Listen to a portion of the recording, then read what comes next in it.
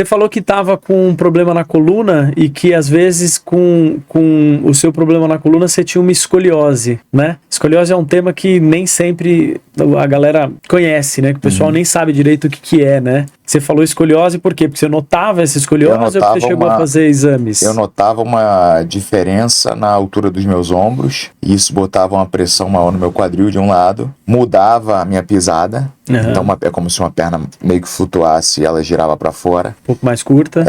Eu percebia que eram adaptações do meu corpo para frente à lesão que eu tinha, ou a postura que eu tinha. E eu comecei a reparar em outras pessoas também, como a questão comportamental gera, por exemplo, o cara que trabalha muito no computador, fica aqui o tempo todo, o cara acaba desenvolvendo um desvio na coluna, né? Isso aí pode ser considerado, esse desvio postural de uma forma crônica, pode encadear uma escoliose, por exemplo? Então, eu provoquei essa discussão exatamente por isso, né? Porque a sua escoliose, ela provavelmente, a gente não tem comprovação dela, né, com exames e tudo que marquem ela, mas ela provavelmente entra dentro do que a gente chama de escolioses antálgicas, né? Ou seja, elas estão relacionadas à presença da dor. E aí, como tem dor e tem contração muscular assimétrica, um lado da coluna contrai mais do que o outro para compensar, realmente ela gera uma inclinação do tronco. E qualquer inclinação do plano frontal da coluna maior do que 10 graus pode ser chamada de escoliose. Então, no seu caso, era uma escoliose e, muito provavelmente, o fator dor era o fator desencadeador dessa deformidade, né? Dessa curvatura. A diferença da escoliose antálgica para uma escoliose estrutural verdadeira é que quando cessado o fator causal, que é a dor, você volta a ter uma coluna alinhada. Então, ela não é uma deformidade estrutural da vértebra, que é o que você viu muito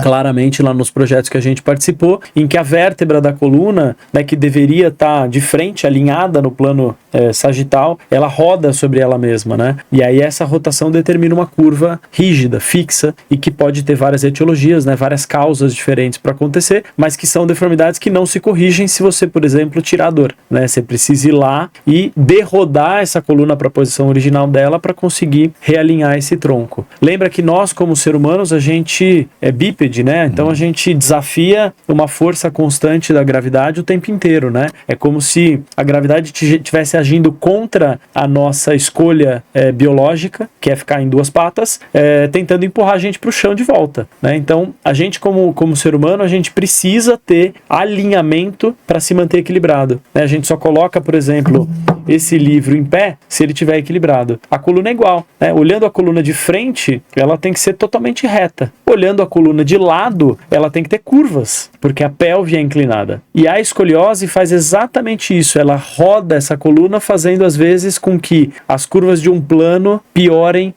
o alinhamento do outro. Então a gente tem um desequilíbrio, vamos dizer assim, de forças. Às vezes o tronco vai saindo para o lado e aí vão havendo compensações para fazer esse requisito de equilíbrio se manter estável. E é por isso que as curvas progridem, né? Porque quando você tira alguém do prumo, forças de forma muito gravemente erradas estão agindo em outras partes da coluna, e isso faz com que essas curvas continuem progredindo, às vezes, mesmo na idade adulta, onde o fator genético que leva aquela curva, às vezes, a rodar, já não tem mais ação. Então, é importante entender a escoliose, né, dentro desse espectro todo, porque existem escolioses, como a sua, geradas pela dor e que podem eventualmente se estruturar, porque se aquilo ficar durante muito tempo pode ficar rígido, e existem escolioses que são doenças da coluna, ou seja, a coluna entortou por conta de uma assimetria do crescimento, por conta de um descontrole da musculatura, por conta de uma má formação da própria vértebra. Aí essa coluna realmente tem uma estruturação muito maior e requer muito mais trabalho para a gente conseguir fazer isso voltar para o lugar. E é uma doença que ela chega incapacitante, né, cara?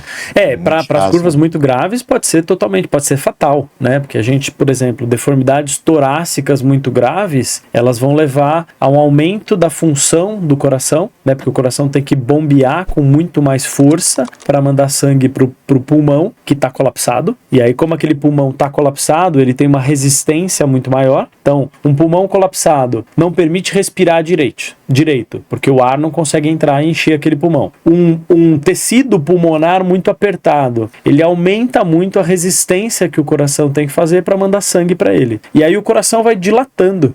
O coração dilata, ele tem uma insuficiência cardíaca, porque ele perde, né? O coração fica grande, perde a capacidade contrátil, e às vezes leva ao que a gente chama de cor pulmonale, né? Que é uma estase, é uma fraqueza do coração, com insuficiência às vezes de válvulas até, por conta dessa sobrecarga de função do coração para tentar levar sangue para os pulmões. E esses pacientes são graves e às vezes irreversíveis, e não tem cirurgia da coluna que faça essa alteração já da própria estrutura do coração voltar atrás. Então às vezes são realmente fatais, e a gente negligencia isso porque trata isso não como escoliose, trata isso como doença cardíaca no futuro. E aí isso está na estatística de doença cardíaca lá no SUS. O paciente morreu de doença cardíaca, não de escoliose. Então é uma doença que muitas vezes ela é negligenciada, porque ninguém, entre aspas, né, morre de escoliose. As pessoas morrem das consequências que a escoliose leva. E aí, como morre de doença cardíaca, de doença pulmonar, ninguém atribuiu lá atrás isso a uma negligência do Estado em fazer diagnóstico precoce, uma negligência do Estado em fazer tratamento precoce desse paciente. Né? Se a gente tivesse operado, às vezes, uma escoliose de 40 graus, a gente teria salvado uma vida, né? Que às vezes foi morrer com uma curva de 120, 140 graus numa deformidade grave do tórax. Caramba. Né? Então esse é o cenário que a gente vive, que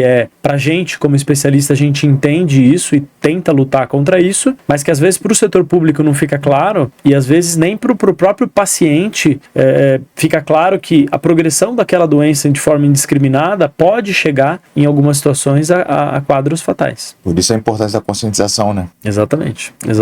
Pessoas se conscientizar que escoliose é coisa séria. Exatamente. E é um problema grave de saúde pública, porque envolve saúde mental também, né, cara? Tá na molecadinha, justamente naquela fase que tá começando a querer namorar e tudo, e aí vira bullying, né, no colégio, porque vai ficando torto. É muito mais comum na fase da adolescência, primeiro porque tem um estirão de crescimento, e segundo porque tem uma das formas de escoliose, que é chamada de escoliose idiopática, e que aí, infelizmente, a gente como médico ainda não conseguiu entender qual que é a causa. A gente acha que tem um fundo genético, a gente sabe que tem questões relacionadas ao crescimento, a hormônios, né, a ação, vamos dizer assim, desses hormônios no corpo, mas a gente não conseguiu definir a etiologia ainda dessa escoliose, então a gente chama ela de idiopática. Apesar da gente não saber a etiologia, ou seja, qual que é a causa dela, a gente sabe como ela evolui, né, porque a gente acompanha pacientes com escoliose idiopática durante muitos anos. Então a gente sabe como aquilo evolui ao longo do tempo. E essa escoliose de etiologia idiopática, ela é muito mais comum no adolescente, e ela tem uma frequência muito maior nas meninas. Quase 8:1. Putz. E aí você pega uma menina perto do estirão de crescimento, ou seja, perto da menarca, da primeira menstruação. A gente está falando ali de meninas de 11, 12, 10, 11, 12 anos de idade, 13 anos de idade, que estão crescendo, que estão na fase da socialização, que estão ali buscando a sua tribo. Exatamente. Ficando vaidosa, buscando a sua tribo. E de repente ela começa a ser diferente, porque a coluna dela tem um aspecto diferente. Puxa, isso gera um impacto emocional gigante. Absurdo, né? E a gente até mensura isso, né? Porque tem alguns estudos, por exemplo, tem um estudo feito nos países nórdicos, Noruega, Suécia, que tem um grande banco de dados, né? Eles têm um banco de dados unificado pelo sistema de saúde deles, e eles acompanham pacientes com escoliose desse tipo não tratadas durante anos. E aí eles foram ver quais os impactos emocionais, né, de uma escoliose não tratada nessas meninas que tinham com 13, 14, 15 anos de idade lá o diagnóstico de escoliose. E aí foram ver que, puxa, essas meninas tinham piores relações interpessoais, piores empregos, relações, né, às vezes de marido, né, casar, relação amorosas mais conturbadas, faziam mais uso de antidepressivo. Tinham às vezes mais remédio para dor, e um dado mais assustador, o maior índice de suicídio para essa população. Isso que eu ia perguntar.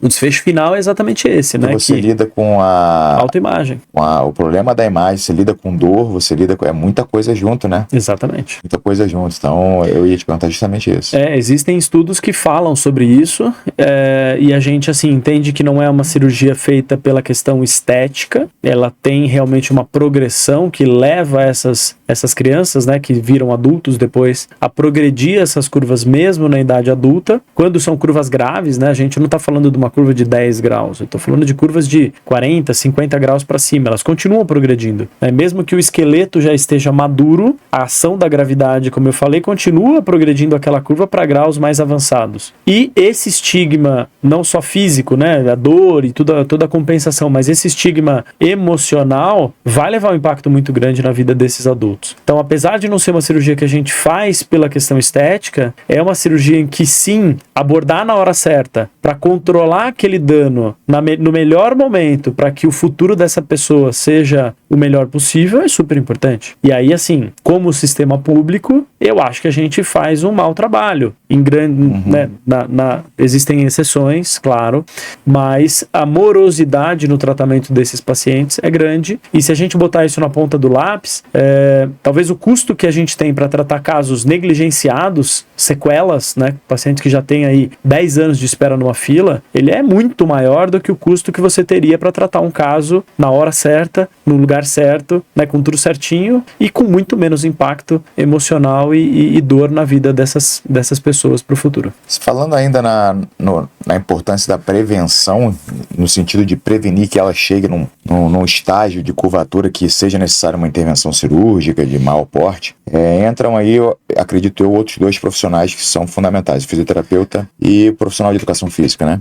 Assim, eu acho que prevenção para escoliose tem algumas causas que são, vamos dizer assim, algumas evoluções que são preveníveis. Então, por exemplo, escoliose idiopática. Se a gente fizer o diagnóstico de uma escoliose idiopática numa fase precoce e para curvas que são favoráveis, a gente consegue, por exemplo, usar uma órtese, que é um colete. Existem coletes hoje que, se usados na fase correta, na fase do estirão, podem diminuir a curva e impedir que ela progrida. Então pega lá uma curva de 15 graus, numa paciente que ainda é esqueleticamente imatura, ela está começando o estirão de crescimento, você coloca ela numa órtese, num colete ajustado, e você coloca em fisioterapia, é super eficiente para diminuir a progressão. A gente fala que quase, pelo menos 50% de chance a menos de progredir para um caso cirúrgico. Hoje em dia já se fala em números maiores que isso com coletes mais modernos. O profissional de educação física, lógico que ele é muito importante para o condicionamento muscular e toda aquela história que a gente falou, até para as dores lombares, para dores crônicas, né, para a população em geral, mas até para a identificação, porque o profissional de educação física, seja numa escola, por exemplo, um professor, seja numa academia, ele tem a chance de olhar para o corpo daquela pessoa e às vezes notar essas pequenas assimetrias que são indícios e indicativos de que tem alguma coisa errada acontecendo. E às vezes um start no momento certo pode levar a um diagnóstico feito na fase correta e prevenir que essa evolução acabe sendo desfavorável. Então esse conjunto de ações ele é muito importante, né? Identificação precoce, intervenção com órteses quando necessário, fisioterapia para alguns casos, né, para casos selecionados e que vão se beneficiar de técnicas posturais, né, de técnicas específicas para a correção das escolioses, e principalmente o tratamento, quando indicado, ser realizado o mais rápido possível.